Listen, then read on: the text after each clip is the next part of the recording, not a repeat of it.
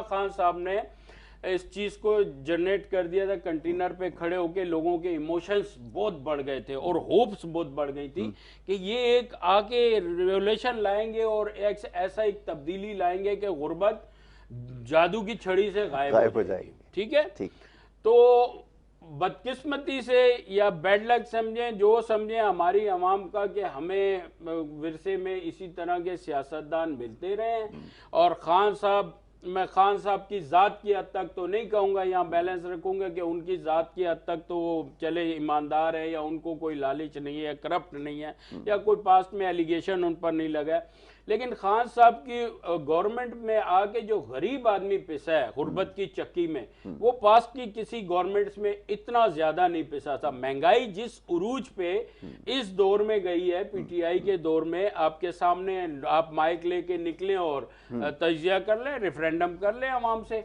تو Peoples party کو, اور اس کو اب بات آ جائے دونا کہ ان کا خان صاحب کی جو بھی نعرہ یا جو بھی اقتدار میں آنے سے پہلے سلوگن تھا وہ الٹا ہوا. صرف ایک بات ان کی سچی ہوئی کہ میں ایک ایک کو نہیں چھوڑوں گا, میں ان کو جیلوں میں ڈالوں گا, میں ان سے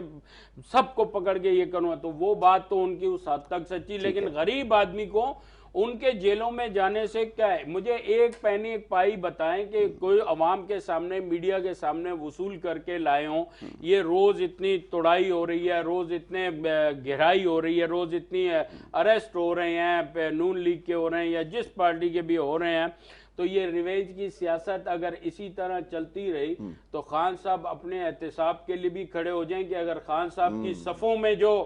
کچھ ہو رہا ہے اس وقت, ان کے جو کولیگز جو بیٹھے ہوئے ہیں, ان کے جو وزیر ہیں, وزراء ہیں, وہ جو کر رہے ہیں, تو پھر اس کا احتساب کتنا کڑا ہوگا جب نون لیگ والوں کے ساتھ اور پیپلز پارٹی کے ساتھ یہ ہو رہا ہے. میں تو اس وقت کو سوچتا ہوں کہ یہ اب بھی اس چیز کو رکنا چاہیے, ملک کے مفاد میں بیٹھ کے اور مفاہمت سے. ٹھیک ہے آپ کرپشن پہ ہاتھ ڈالیں, لیکن عوام کا پہلے سوچیں. عوام جو پیسے, عوام کو کسی دیکھیں, عوام کو نواز شریف وہاں بیٹھا اس سے تعلق نہیں ہے, عوام کو آپ کے انفلیشن سے تعلق نہیں ہے, کتنا بڑھ گیا, 5% ہو گیا. ساتھ عوام کو ایک غریب آدمی جو رات کو گھر میں بچوں کے لیے روٹی لے کر جاتا تھا,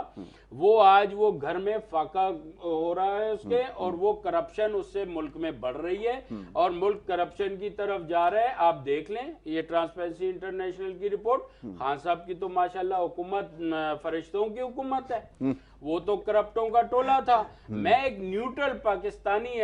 کی اس سے بات کر رہا ہوں, میں کوئی پولیٹکس یا وہ نہیں کر رہا اس پہ. میں کہہ رہا ہوں کہ خان صاحب کے 2.5 سال ہو گئے ہیں, چلے 2.5 سال میں خان صاحب نے ابھی تک اداروں کی ویکنس کو, اداروں میں کیا ہو رہا ہے اس چیز کو ہی نہیں سمجھا, جو کہ ابھی ریسنٹلی خان صاحب نے ایکسپٹ بھی کیا تھا کہ 3-4 سال تو 5 سال شروع میں معاملات کو سمجھنے میں. تو آپ, میرا کہنا یہی ہے, کنٹینر پہ جو آپ کرتے رہے تو آپ معاملات میں آپ کے کوئی ایسا کوئی ایفیشنٹ بندہ نہیں تھا, کوالیفائڈ جینیس بندہ نہیں تھا جو اداروں کے معاملات کو سمجھتا. نہیں زاہد بھائی, بڑے بڑے جینیس لوگوں لوگ نے ہیں. اتنی ہوپ ان سے اسد عمر سے لگائی تھی, وہ آئیں گے یوں کر دیں, اکانومسٹ ہیں اور یہ ہوا, اور ان کی باتیں وہ تو چھوڑیں, اسٹیل مل کے ورکروں پہ جو وعدے کیے کیا ہوا کیا نہیں. تو یہ جو بہت سے ایسی یہ ڈیبیٹ آپ 2 دن کرتے رہیں تو یہ ختم نہیں ہوگی. لیکن بہرحال میں غریب آدمی کا پھر کہوں گا کہ خان صاحب خدا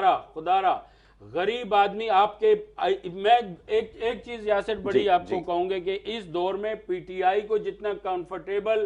اپوزیشن ملی ہے نا, اپوزیشن تو ہے ہی نہیں, اپوزیشن تو ہے ہی نہیں بھائی. ان کی اپوزیشن تو عوام انہوں نے اپنے لیے تیار کیا, جو اپوزیشن بن کے ان کے سامنے روڈوں پر نکلے گی. اور جس دن عوام نکل آئی اور جنونی طریقے سے اور ریولیوشن آ گیا ملک میں, تو میں کہتا ہوں کہ خان صاحب آئندہ بھول جائیں کہ سیاست میں کہیں کھڑے دکھائی دیں.